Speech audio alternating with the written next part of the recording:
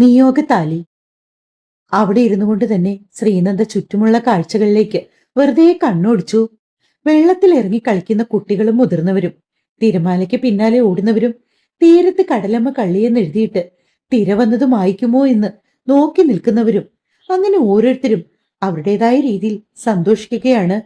മനസ്സിൽ നേരിയ ദുഃഖം ഉണ്ടെങ്കിൽ പോലും ആദ്യമായി കടൽ കണ്ടതിന്റെ അമ്പരപ്പും സന്തോഷവും ശ്രീനന്ദയുടെ മുഖത്തും ആവോളം ഉണ്ട്. ഇറങ്ങി മുന്നോട്ടു പോകണമെന്നും കടലിലെ ഉപ്പുവെള്ളത്തിൽ കാൽ നനയ്ക്കണമെന്നും ഒക്കെ തോന്നിയെങ്കിലും ആഞ്ഞടിക്കുന്ന തിരമാലകൾ കണ്ടതും അവളുടെ മനസ്സ് അവളെ പിന്നോട്ട് വലിച്ചു. ഇടയ്ക്ക് എപ്പോഴോ ആരിനൊപ്പം കടലിൽ കളിച്ചുകൊണ്ട് നിന്ന അഥർവിന്റെ ശ്രദ്ധ ശ്രീനന്ദയിലേക്ക് നീണ്ടു. ആ സമയം അവൾ തൊട്ടപ്പുറത്തിരിക്കുന്ന ഒരു ഫാമിലിയെ അത്ഭുതത്തോടെ നോക്കി കാണുകയായിരുന്നു. അഥർവിന്റെ ശ്രദ്ധ അങ്ങോട്ടേക്കായി. അച്ഛനും അമ്മയും ഒരു കുട്ടിയും മാത്രമാണ്. അവരെന്തൊക്കെയോ കഴിക്കുന്നു, വർത്തമാനം പറയുന്നു, ചിരിക്കുന്നു. ശ്രീനന്ദ വിടർന്ന കണ്ണുകളോടെ ആ കാഴ്ച നോക്കി കാണുകയാണ്. അഥർവിന് ഉള്ളിലൊരു കുറ്റബോധം തോന്നിയെങ്കിലും തലകുലുക്കി അവൻ ആ സമയം അവന്റെ ഉടലെടുത്ത ചിന്തകളെ നിയന്ത്രിച്ചു. അപ്പോഴാണ് ആര്യൻ ശ്രീനന്ദയെക്കുറിച്ച് ഓർത്തത്. അച്ഛ, ആന്റി അവിടെ ഒറ്റയ്ക്കിരിക്കുന്നു. ആര്യൻ അഥർവിനോട് ശ്രീനന്ദ ഇരിക്കുന്നിടത്തേക്ക് നോക്കി പറഞ്ഞു. വേഗം കളിച്ചിട്ട് കയറാൻ നോക്ക് ആര്യൻ. അഥർവ് ആര്യൻ പറഞ്ഞത് ശ്രദ്ധിക്കാത്ത രീതിയിൽ പറഞ്ഞു. പക്ഷെ ആര്യൻ അഥർവ് പറഞ്ഞതൊന്നും വകവയ്ക്കാണ്ട് നേരെ ശ്രീനന്ദയ്ക്കരികിലേക്ക് ഓടിച്ചെന്നു. ആന്റി, എന്താ എവിടെ ഇരിക്കുന്നേ? കടല് കാണാനാണോ വന്നത്? കടലിൽ കളിക്കണ്ടേ? വാ ആന്റി. ആര്യൻ ശ്രീനന്ദയെ കൈക്ക് പിടിച്ചു വലിച്ചുകൊണ്ട് കടലിൽ നേർക്ക് നടന്നു.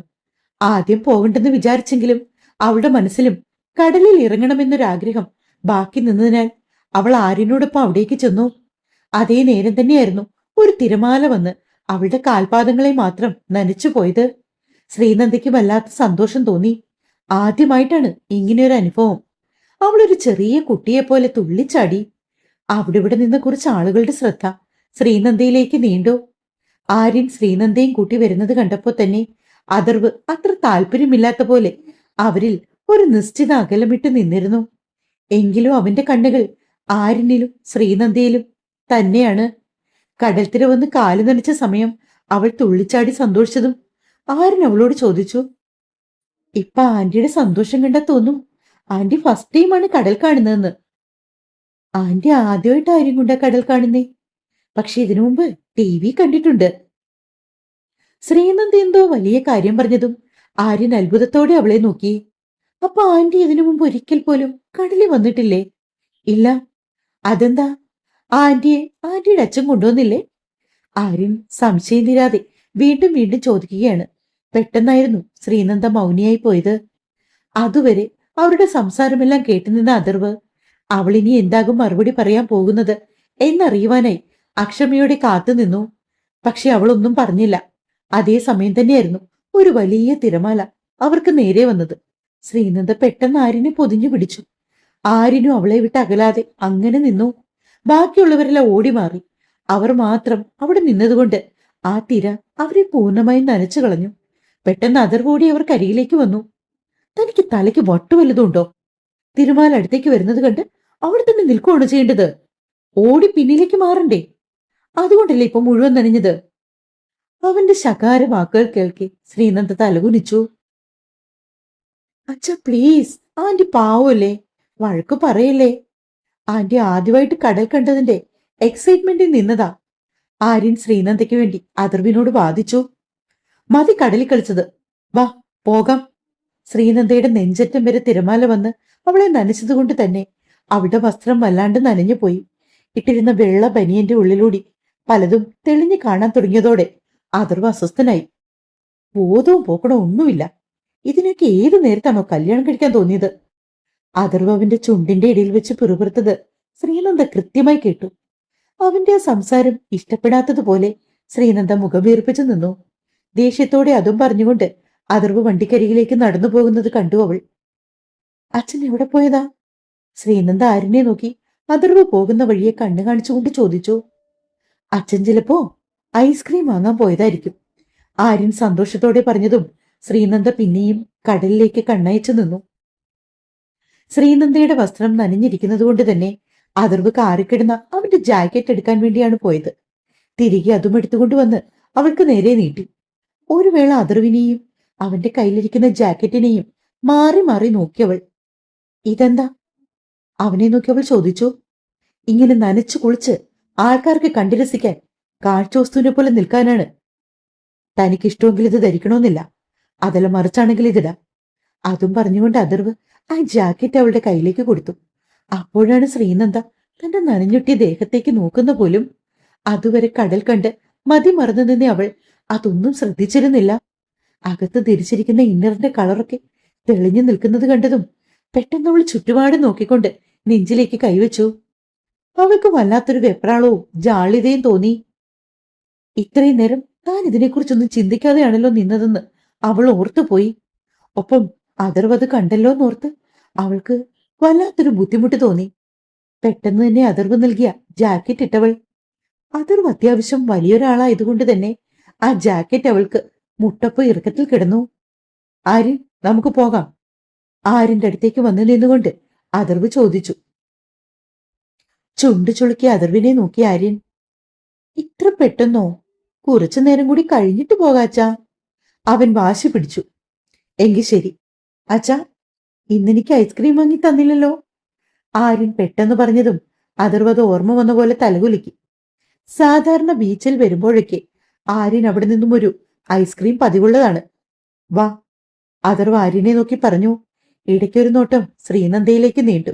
അതിനർത്ഥം അവളോടും കൂടി ചെല്ലാനാണ്. ആന്റി വാ, നമുക്ക് അച്ഛൻ ഐസ്ക്രീം വാങ്ങിത്തരും. മുന്നേ നടന്ന അതിർവിന് പിന്നാലെ ശ്രീനന്ദയെ പിടിച്ച് വലിച്ചുകൊണ്ട് ആര്യൻ നടന്നു. കുറച്ചപ്പുറം മാറ്റി നിർത്തിയിട്ട ഒരു ഐസ്ക്രീം വണ്ടിക്കരികിലേക്കാണ് അവർ ചെന്നത്. ആര്യൻ, നിനക്ക് സ്ട്രോബെറി പോരെ? മതിയച്ചാ. തനിക്ക് ഏത് ഫ്ലേവറാ വേണ്ടത്? അതിർവ് ശ്രീനന്ദയെ നോക്കിക്കൊണ്ട് ചോദിച്ചു. പെട്ടെന്ന് എന്തു പറയണോന്നറിയാതെ അവൾ നിന്നു. കാര്യം അവൾ ഇതിനു മുമ്പ് 1-2 പ്രാവശ്യം മാത്രമേ ഐസ്ക്രീം കഴിച്ചിട്ടുള്ളൂ. അതും പാർവതിയുടെ വീട്ടിൽ വെച്ച്. ഒരിക്കൽ അവളുടെ ബർത്ത്ഡേ ഫംഗ്ഷനും പിന്നെ ഒരിക്കൽ മറ്റെന്തോ ആവശ്യത്തിന് അവളുടെ വീട്ടിൽ പോയപ്പോൾ ഫ്രിഡ്ജിൽ നിന്ന് പാർവതി തന്നെ എടുത്തു കൊടുക്കുകയായിരുന്നു. അതുകൊണ്ട് തന്നെ ഫ്ലേവർ ഒന്നും ചോദിക്കാൻ നിന്നില്ല. പക്ഷെ നല്ല രുചിയുണ്ടായിരുന്നു. ശ്രീനന്ദ ഒരു നിമിഷം ആ ഓർമ്മകളിലേക്ക് പോയി. താൻ എന്താ സ്വപ്നം കണ്ടു നിൽക്കുവാണോ? ഏത് ഫ്ലേവറാ വേണ്ടതെന്ന് പറയ? അതിർവ് അക്ഷമയോടെ ചോദിച്ചു. അത് ഏതായാലും മതി. പെട്ടെന്ന് കേട്ടപ്പോൾ അതിർവ് അവളെ സൂക്ഷിച്ചു നോക്കി. അതെന്താ, തനിക്കെങ്ങനെ പ്രത്യേകിച്ച് ഇഷ്ടം ഒരു ഫ്ലേവറിനോടും ഇല്ലേ? ഇല്ല, പതുങ്ങിക്കൊണ്ടവൾ പറഞ്ഞു. Chocolate flavour വാങ്ങട്ടെ? അതിർവ് ചോദിച്ചതും അവൾ തലകുലുക്കി. ശ്രീനന്ദയ്ക്ക് ഒരു ചോക്ലേറ്റ് ഫ്ലേവറും ആര്യന് സ്ട്രോബെറി ഫ്ലേവറും വാങ്ങി. ആര്യൻ ഇവിടെ ഇരുന്ന് കഴിക്കും. അവിടെ കെട്ടിയിട്ട സിമെന്റ് ബെഞ്ചിലേക്ക് കൈ ചൂണ്ടിക്കൊണ്ട് അതിർവ് പറഞ്ഞതും ആര്യൻ അവിടേക്ക് നടന്നു. പിന്നാലെ ശ്രീനന്ദയും. അവൾ ആദ്യമായിട്ടായിരുന്നു ചോക്ലേറ്റ് ഐസ്ക്രീം കഴിക്കുന്നത്. അവൾക്ക് ആ രുചി വല്ലാണ്ടങ്ങ് ഇഷ്ടപ്പെട്ടു. അതുകൊണ്ട് തന്നെ അവളത് ആസ്വദിച്ചുകൊണ്ട് നുഴഞ്ഞിറക്കി. ഇനി നമുക്ക് വീട്ടിലേക്ക് പോകാം. ആര്യൻ കഴിച്ചതിന്റെ ബാക്കിയായി അവന്റെ മുഖത്ത് അവിടെ ഇവിടെയായി അവശേഷിച്ച ഐസ്ക്രീം ടിഷ്യൂ ഉപയോഗിച്ച് തുടച്ചു കൊടുക്കുന്നതിനിടയിൽ ആര്യനോട് ചോദിച്ചു അതിർവ്. പോകാം, പക്ഷെ ഇന്നച്ഛൻ എന്നെ മാളി കൊണ്ടുപോയി അവിടുത്തെ റൈഡിൽ കയറ്റാന്ന് പറഞ്ഞായിരുന്നു. പിന്നെ ഡിന്നർ വാങ്ങി തരാന്നും പറഞ്ഞു. അതിർവ് മുൻപ് എപ്പോഴോ കൊടുത്ത ഓഫറുകളെല്ലാം ഓർത്തെടുത്ത് പറയുകയാണ് ആര്യൻ. അതിർവ് ഒരു ചിരിയോടെ ആര്യനെ ചേർത്ത് പിടിച്ചു. അതിനെന്താ, നമുക്ക് ഇഷ്ടം പോലെ സമയമുണ്ട്. എല്ലായിടത്തും പോയിട്ട് വീട്ടിലേക്ക് പോകാം. അതും പറഞ്ഞുകൊണ്ട് അതിർവ് ശ്രീനന്ദയുടെ മുഖത്തേക്കാണ് നേരെ നോക്കിയത്. അവൾക്ക് വല്ലാത്തൊരു അസ്വസ്ഥത തോന്നി. ഈ അച്ഛന്റെയും മകന്റെയും സ്നേഹത്തിനിടയിൽ താനൊരു അധികപ്പറ്റായി വന്നു പോയല്ലോന്നോർത്ത്. വാ, വന്ന് വണ്ടി കയറ്. അതിർവ് ആര്യനെയും ശ്രീനന്ദയെയും മാറി മാറി നോക്കി പറഞ്ഞു. ആര്യന് പിന്നാലെ ശ്രീനന്ദയും കാറിലേക്ക് കയറിയതോടെ അവരുടെ കാർ നേരെ നഗരത്തിലെ പ്രശസ്തമായ ആ വലിയ മാൾ ലക്ഷ്യം വെച്ച് നീങ്ങി. മാളിന്റെ പാർക്കിങ്ങിൽ വണ്ടി നിർത്തി അതിർവും ആര്യനും മുന്നേ നടന്നു. അവർക്ക് പിറകെ ശ്രീനന്ദയും. അണ്ടർഗ്രൗണ്ടിലെ പാർക്കിങ്ങിൽ നിന്നും എസ്കലേറ്റർ വഴിയായിരുന്നു മുകളിലെ ഫസ്റ്റ് ഫ്ലോറിലേക്ക് പോകേണ്ടത്. എസ്കലേറ്റർ കണ്ട മാത്രമേ തന്നെ ആര്യൻ ഓടി അതിലേക്ക് കയറി. പക്ഷെ ശ്രീനന്ദ നേരിയ പകപ്പോടെ ചുറ്റും നോക്കി എന്ത് ചെയ്യണമെന്നറിയാതെ നിൽക്കുകയാണ്. അതിനിടയിൽ തന്നെ അവർക്ക് പിന്നാലെ വന്ന ആളുകൾ അവളെ മറികടന്ന് എസ്കലേറ്റർ വഴി കയറി പോകുന്നുണ്ട്. ഒരു വേള അതിർവിന്റെ നോട്ടം അവളിലേക്ക് നീണ്ടു. താൻ കയറുന്നില്ലേ? ഉണ്ട്. പക്ഷേ അവളൊരു വല്ലായ്മയോടെ മുഖം തുടച്ചുകൊണ്ട് അഥർവിനെ നോക്കി. ഇവിടെ ഇവിടെ സ്റ്റെപ്പില്ലേ? ഒരു ചെറുവിക്കലോട് അവളുടെ ഭാഗത്തു നിന്ന് ആ ചോദ്യം കേട്ടതും അഥർവിന് മനസ്സിലായി അവൾക്ക് എസ്കലേറ്ററിൽ കയറാൻ അറിയില്ലെന്ന്. ഞാൻ ഇതിനു മുമ്പ് ഇതിലൊന്നും കേറിയിട്ടില്ല, ശ്രീനന്ദ അല്പം ചമ്മലോടെ പറഞ്ഞു. അതിനെന്താ, ആ കാലിങ്ങനെ ഉയർത്തി ഇതിലേക്ക് വെച്ചു കൊടുത്തിട്ട് കൈ പതിയെ ഇവിടെ ഹോൾഡ് ചെയ്താൽ മതി. കേറുമ്പോഴും ഇറങ്ങുമ്പോഴും മാത്രം ഒന്ന് സൂക്ഷിച്ചാ മതി. അഥർവ് അവളെ നോക്കി പറഞ്ഞിട്ടും അവൾ പേടിയോടെ നിന്നതും അഥർവ് അവളുടെ കയ്യിലേക്ക് പിടിച്ചു. പെട്ടെന്നായതുകൊണ്ട് തന്നെ ഒരു ഞെട്ടലോടെ ശ്രീനന്ദ അഥർവിന്റെ മുഖത്തേക്ക് നോക്കി. അവനാണെങ്കിൽ ആ ഭാവങ്ങളൊന്നും ശ്രദ്ധിക്കാതെ നിൽക്കുകയാണ്. മെല്ലെ അഥർവിനൊപ്പം ശ്രീനന്ദ എസ്കലേറ്ററിൽ കയറി. എസ്കലേറ്റർ മുന്നോട്ട് നീങ്ങിയപ്പോഴും അവന്റെ കൈ അവളുടെ കൈകളിൽ മുറുകി നിന്നു. എസ്കലേറ്ററിൽ നിന്ന് ഇറങ്ങിയതിനു ശേഷമാണ് അഥർവ് അവളുടെ കയ്യിലെ പിടിവിട്ടത്. ഇത്രയേ ഉണ്ടായിരുന്നുള്ളൂ? മനസ്സുകൊണ്ട് സ്വയം ചോദിച്ച് ശ്രീനന്ദ. ശേഷം ഒരു ചിരിയോടെ അഥർവിനെ നോക്കിയെങ്കിലും അവനത് കാണാത്തതുപോലെ പൊയ്ക്കളഞ്ഞു. പിന്നീട് അവർ കുറെ ടോയ് ഷോപ്പിലൊക്കെ കയറി ആര്യന് ഇഷ്ടപ്പെട്ട ടോയ് വാങ്ങിക്കൊടുത്തു. ശേഷം നേരെ പോയത് ഏറ്റവും മുകളിലെ കുട്ടികൾക്ക് കളിക്കാനായുള്ള റൈഡിനടുത്തേക്കാണ്. അവിടെ കണ്ട ഓരോ കാഴ്ചയിലേക്കും ശ്രീനന്ദ കണ്ണു പതപ്പിച്ചു നിന്നു. കാര്യം അവൾക്ക് ആദ്യമായിട്ടായിരുന്നു ഇങ്ങനത്തെ അനുഭവങ്ങളൊക്കെ. ആര്യൻ ഓരോ റൈഡിലും കയറുമ്പോൾ അഥർവ് അവന്റെ അരികിൽ തന്നെ നിന്നു. ആ നേരം കൊണ്ട് ശ്രീനന്ദ അവിടെ ആകെ ചുറ്റിക്കണ്ടു നടന്നു. ശ്രീനന്ദ, വരൂ പോകാം. പിന്നിൽ നിന്ന് അഥർവ് വിളിച്ചതും അവൾ അവർക്കൊപ്പം മുന്നോട്ട് നടന്നു. പിന്നീട് അവർ ആര്യന് ഡ്രസ്സ് എടുക്കാൻ വേണ്ടിയാണ് പോയത്. ആര്യന് ഇഷ്ടപ്പെട്ടതെല്ലാം അഥർവ് അവന് വാങ്ങി നൽകി. തനിക്ക് ഡ്രസ്സ് എടുക്കണോ?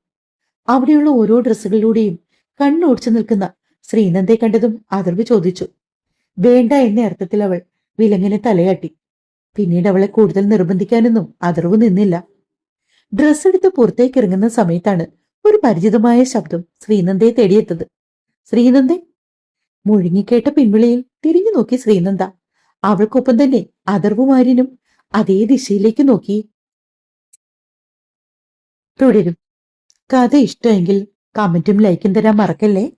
സ്നേഹത്തോടെ നിങ്ങളുടെ സ്വന്തം മിത്രവിന്ദ. Thank you.